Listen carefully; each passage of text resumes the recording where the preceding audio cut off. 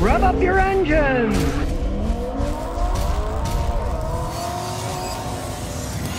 Ford announces they're going to be making the Ford Mustang Mach-E. Now, it's not an actual Mustang. It's going to be an SUV. It's going to start at $43,895. Now, first thing you realize, this is still future thinking. A late 2020 model, from what they say. The absolute cheapest one they make isn't going to be able to be purchased by the public until spring of 2021. So we're still talking a little bit in the future. It's going to be an all-electric vehicle. They're using the name Mustang, as far as I'm concerned. That's kind of a cheat. It's not a car. It's an SUV. Now, I've seen the pictures, and when you look at the back, if you're right behind it, yeah, it definitely looks like a Mustang with the design and stuff, but it's not a Mustang. It's an SUV. Realize that. It's coming in like 5 different varieties. You're going to have quite a bit of choice of which one you can get if you want. You can get the normal one, or you can go all the way to their fancy GT version. Now, the GT version supposedly is going to start at $60,500, and the fanciest version of that is going to go 0 to 60 in about 3 seconds, which is extremely fast. And they're going to have, of course, just like all the other ones, a variety of batteries you can buy. Lower priced ones will have a smaller battery.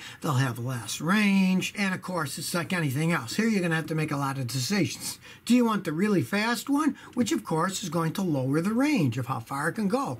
Or do you want one that has the longer range? You got to think about this stuff when you're buying an electric car. Once you buy it, that's what you have. You can't change your mind that. The main problem with electric batteries and motors in vehicles are they're pretty good at low speeds. They're actually quite efficient, but the faster they go, the less efficient they are. And when it comes to charging, you can get a 120 or a 240 volt charger that you can plug into your house. You can get a fancy faster charger that you can buy in Ford. I guess is having some setup with Amazon where you'll be able to buy installation with Amazon Home Services if you're putting a real fast charger in. They're not giving the exact figures now, but if you plug any modern electric car into your 120 volts on your house, it's going to take a long time to charge it up. I've seen some of them that if you do that, it's going to take 2 days or something to fully charge it. So realize you buy one of these, you probably want to have to buy the expensive charging setup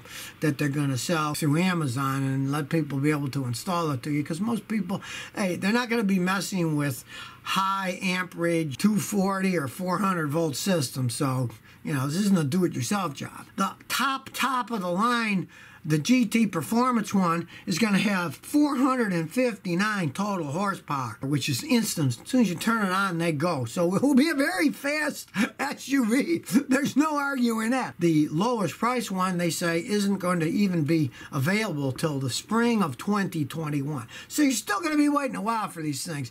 They're putting all this information out there, but you can't buy them yet, at least now. If you're watching this video in the future, sure, maybe they'll be out there, and then I'll have some more videos about them.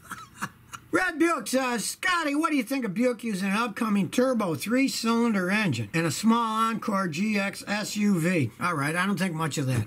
A lot of companies have messed around with 3-cylinder engines in the past and in the present, and they're small engines. You are straining a small 3-cylinder engine to pull an SUV around, and some of them you're even straining when you got a 4-cylinder engine. And I know they can get power out of them by putting on turbochargers and GDI injection and all that stuff, but they're not going to hold up over time. They're going to wear out faster. Ford had some of the 3-cylinders they tried on stuff, and they had a lot of problems with the engines going out because they're just not strong enough. I know the Europeans have been using 3-cylinder engines for quite a while and things, and it's okay if you got a little putt-putt thing that you're just putting around in, but you take it on the highway, you stress it, accelerating 65, passing people, that little 3-cylinder engine is just going to wear out.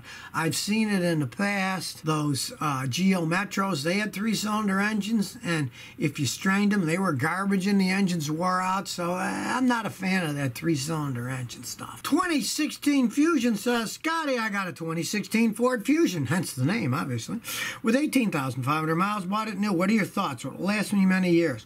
Well, you want to baby it because those have weak automatic transmissions. I'm assuming you have an automatic. They did have them with manuals, but they didn't sell too many. I'm assuming you got an automatic transmission. That is the one that has problems with the automatic transmissions. Now, you've got very low mileage.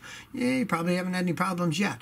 You want to baby that transmission. You want to change the fluid in it. On that thing, I would make a point to change the fluid every 30,000 miles. And I would also keep an eye on if Ford has any. We're going to recall these, or if you got a problem, we're going to fix a transmission free. Watch all that information closely, because they did have problems with a lot of the automatic transmissions in that year and newer. The first ones that they made were actually much better. Fusion was the one that they made in conjunction with Volvo when Ford owned part of Volvo, and now the Chinese own it, so that's all gone. But the later ones like that, a lot of them had automatic transmission problems. You own it, baby it, you never know. The type of guy that peels out rubber and stuff, get a different vehicle.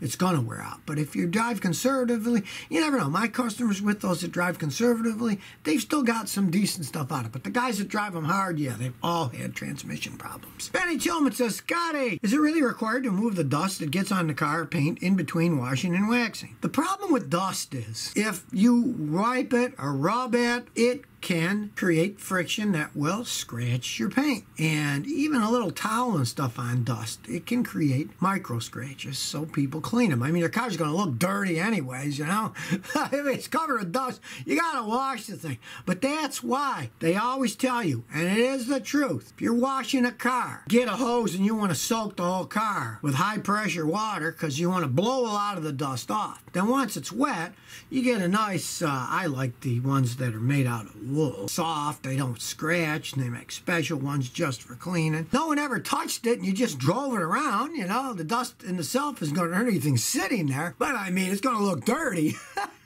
Hey, we live in a dirty, dusty world. I remember years ago I did a shoot with this Shelby Cobra GT500, and they brought it to me straight from being hand washed. And I started doing shoots, and within 2 hours it looked dirty when I got close and looked at it. So dust comes fast. You can't be a fanatic, but you do want to clean it off every once in a while. You don't want to wipe it, and especially like here in Houston, once in a while we get this Mexican volcanic dust that comes from Mexican volcanoes.